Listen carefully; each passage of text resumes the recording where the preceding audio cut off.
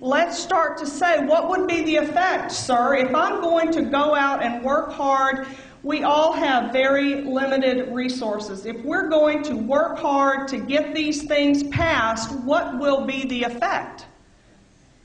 And if it doesn't repel Washington, if it doesn't restore our sovereignty, then we need to find another bill to support, and we need to find better teeth there. The executive branch clearly can begin to give some cover to local law enforcement, to counties, to cities, when they begin to stand against the federal government. I quoted from 1854 from Sherman Booth.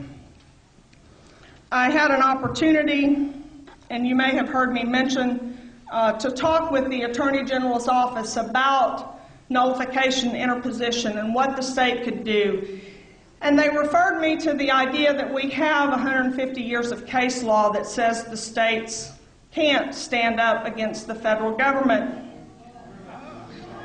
But I think if we did some hard work, if we do some legwork, we would find, even in the federal courts, some places to draw comfort. And many of you in this audience, I'm sure, will have heard of Sheriff Richard Mack from Arizona.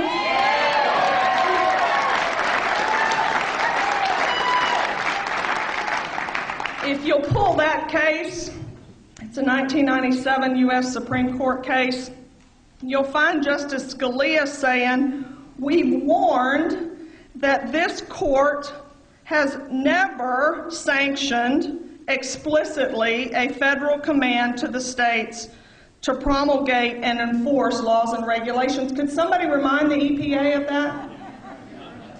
See, that's 1990. You don't have to go back to 1854. You don't have to go back to before the U.S. Civil War. You can go back just to 1997 and quote Scalia reminding us that this court has never sanctioned, ever. He goes on to say the federal government, we held, may not compel the states to enact or administer a federal regulatory program. You want to start listing those? No Child Left Behind, EPA stuff. I mean, hello.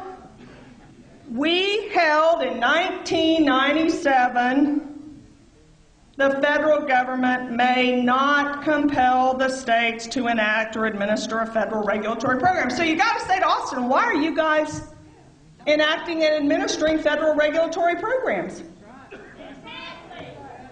So when your neighbor says, I mean, don't we teach our 6-year-olds not to succumb to peer pressure? And yet we have our leaders succumbing to known unconstitutional action, and we just go along. They're going to get our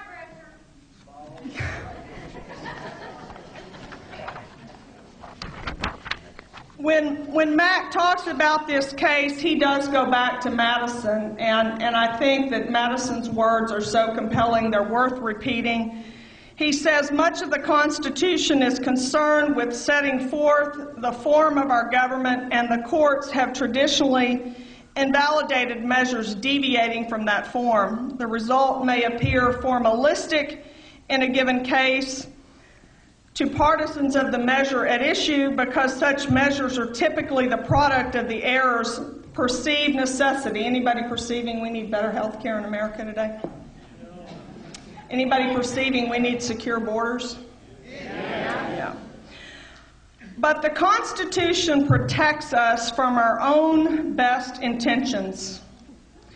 It divides power among sovereigns. See, there's a sovereign federal government who has been given enumerated powers as listed in Article 1, Section 8, and only those powers listed in Article 1, Section 8. All other authority rests with the states and the people. It divides power among sovereigns and among branches of government precisely so that we may resist the temptation to concentrate power in one location as an expedient solution to the crisis of the day.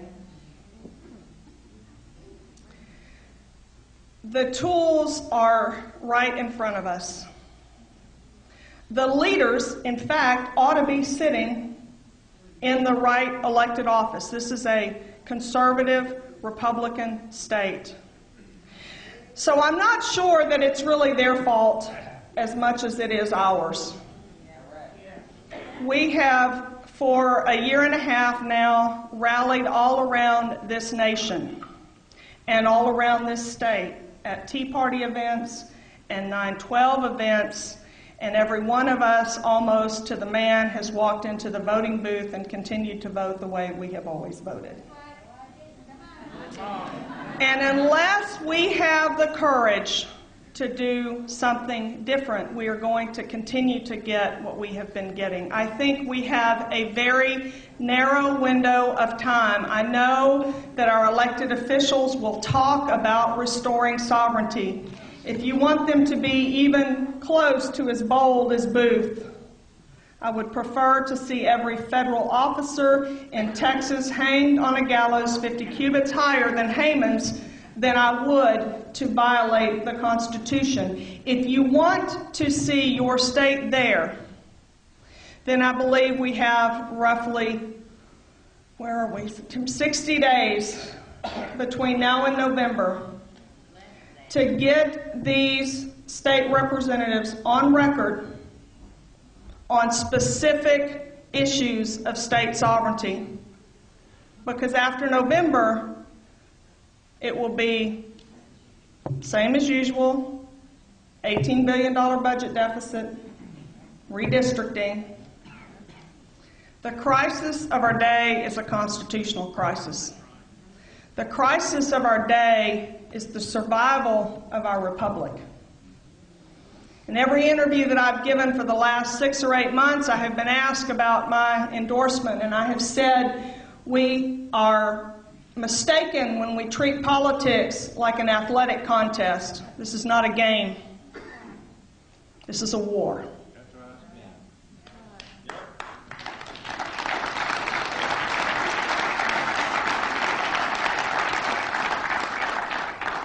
You are fighting for your own freedom, and you're fighting for the freedom of your children and theirs. And if we fail in this generation, a future one will bleed to return again what we have squandered. I cannot thank you enough for the active role that you've taken in public policy debate. I don't mean to criticize, but I do want to exhort and say we've got to do more. We have been too easily persuaded by rhetoric, and we have not demanded action.